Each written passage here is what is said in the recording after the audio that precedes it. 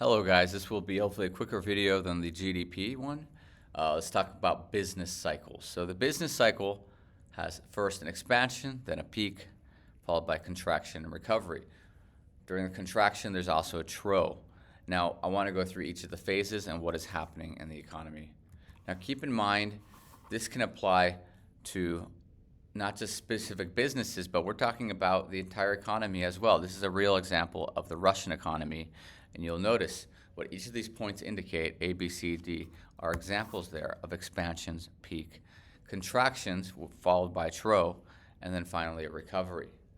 Now, if we look at it from a bird's eye, you could see how even if an economy is continually growing, right? If you look from the left to the right, it's continually growing. It's continually growing with booms and busts. Here's another example of booms and busts. This is from 1930 to 2015 or so of the U.S. stock market. As you can see, there are periods of real expansion, but then followed up by recession, right? There's real expansion or a boom, and then a bust. And that just keeps continuing as the market continues to rise and get bigger. Now, let's start with booms. When booms are happening, firms are nearing capacity of as in they are maximizing their resources. Labor is becoming scarce, and therefore wages are high because it's competitive, right? When everyone's working, it's hard to get the best people to work for you. And when everyone's working and making money, well, that means wages are high. So consumption, investments, and imports are all increasing, right? It's all a part of the circular flow. And just think of it like one thing leads to another. So we will see the reverse later on, right? But when people are getting paid more, they got more money in their pockets and they're buying more products. When more products are getting bought more, firms have more money to invest, including more money back to the workers. Now, eventually, we get to a contraction or recession. This is when you have 2 consecutive quarters, so 3 months of negative GDP growth. Keep in mind, GDP growth is cigarette XM, right? GDP growth comes from C or I or G, so consumption, investment, or government spending go up, or exports being higher than imports. So during this period, consumption and investment goes down. Government is practicing austerity. That's a good word to remember. They're not spending as much money. People have less money, they're buying less things. When all this is happening, we're having the GDP shift to the left, a contraction, a recession. And eventually we get to a trough. We have low overall economic activities. Unemployment is high. Many people are fired, so you get high unemployment as well. Because less people are working, you're getting less money as a government, right? Less money for VAT, less money from income tax, less money from corporate tax. So overall, you get this cycle of people being poor. But eventually, you can pull back out of it through expansion and recovery. This is when the economy picks up and output comes back. So think about during a trough, everything is cheap. Why? So in theory, because things are cheap, businesses should be able to invest more. They should be able to bring back the economy. So, sorry, I just realized music was playing in the background. Again, this is kind of a real short version of what's happening. I just want to go through a metaphor now. So this metaphor is using Harrisland. So what the heck is happening in Harrisland? Well, in the initial phases, you got the grand opening, where you have new rides, new attractions. We're hiring all these people to work for Harrisland, and so many people are attending Harrisland. They're spending money, not just on our tickets, but they're spending money for food. They're spending money for Harrisland merch. And when they spend more money at Harrisland, what happens? Well, at Harrisland, we're able to put that money now back towards the workers. So business is thriving, unemployment is low. But eventually, we reach its peak. Every ride now has a 3-hour rate. Ticket prices are starting to go up. Visitors are saying, I love Harrisland, but I don't know if it's worth the $120 ticket price anymore. It was only $70 when they first opened. Even the food places are running out of snacks. People are now beginning to stop going to Harrisland. Harrisland sales are starting to peak. And eventually we get to contraction.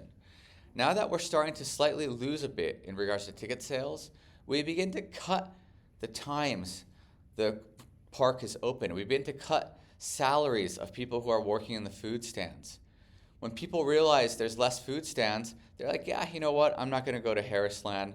I'm going to go to Hamlin Land or Mitchell Land, where the rides aren't quite as good, but, at least their ticket prices are cheaper and their food vendors aren't closing early.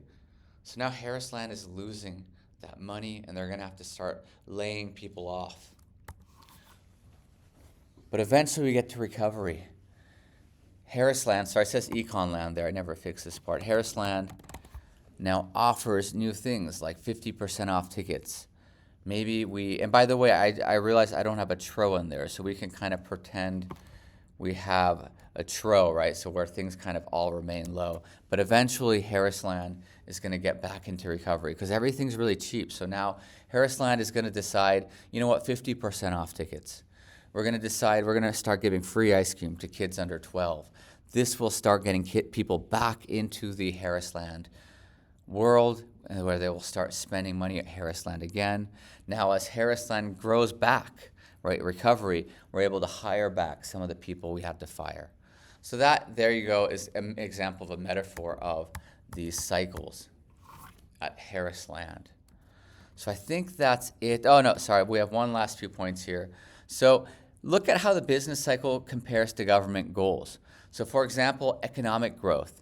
Expansion helps GDP rise. When it comes to low unemployment, expansion helps us fill in unemployed positions. So that also helps with overall growth. When it comes to stable rate of inflation, well, when we go through major expansion, this is not necessarily helping with overall economic growth, right? Keep in mind we don't want too much inflation, and we'll get into that later in the unit. But for now, you should just know that, steady inflation of 2-3% is preferred, right? We don't want 10%, 20% increases in prices. So in that case, contraction can sometimes help settle those initial high levels of inflation. And favorable balance of payment positions. When we are in expansion, we might not have the best type of payment positions, whereas contractions we will. So I've already mentioned that. Yeah, why not? Let's talk about demand side a little bit at the very end here, and then I'll wrap it up. Again, my goal was under 10 minutes. I think I actually kept to my word this time. So when it comes to demand side policies, things like tax rates, unemployment benefits, governments can help improve social welfare. So Keynesians really like shifting demand in order to help the economic cycles have stability. Whereas disadvantage is expansionary policies can cause demand pull inflation. So I know it's in the slides a bit later, but keep in mind that inflation can come in a variety of ways. But the big three we're looking at in these earlier parts of the unit is how demand can create inflation, how supply or the lack of can create inflation, and finally, how monetary inflation can happen from printing too much money. So the disadvantage here is that expansionary policies can cause demand pull inflation if the economy is near full employment. So if the economy is already full, if we try to shift the demand to the right, it would be just raising prices. And we can see that, for example, with things like Keynesian economics. The only way to go up, really, once we're already at YFE, right, full employment, is to change the price. The other is crowding out, so that if the government just continues to borrow, it can lead to higher interest rate. If there's higher interest rates, businesses are not going to borrow money and invest because they're saying, hey, look, the government's already doing that. Why should we invest in that industry? A few other points to know is that there is a time lag. So for example, when there's a demand side policy, that it doesn't always take effect right away. Remember, the only ones that really are immediate are usually changes in interest rates. Keep in mind that also short-term focus could supersede long-term, and that might not be good for economic stability. And finally, budget deficit and national debt. Keep in mind that every country has debt, yes, but the amount of debt does matter. And that's kind of the big debate we've been seeing in the U.S., right, the last 10, 20 years, as people are saying, well, look, yes, the U.S., is in debt and has always been for a long time. But the amounts of debt are just too much. So the U.S. should practice austerity in order to lower that instead of actually being so, intervening. Intervenist, I can't say the word, but yeah, they want to intervene which is not a good thing because that costs money. A lot of you guys talked about that in your IA.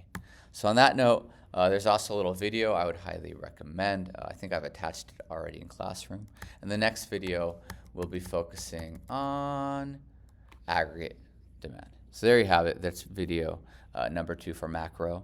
Hope this helped you review.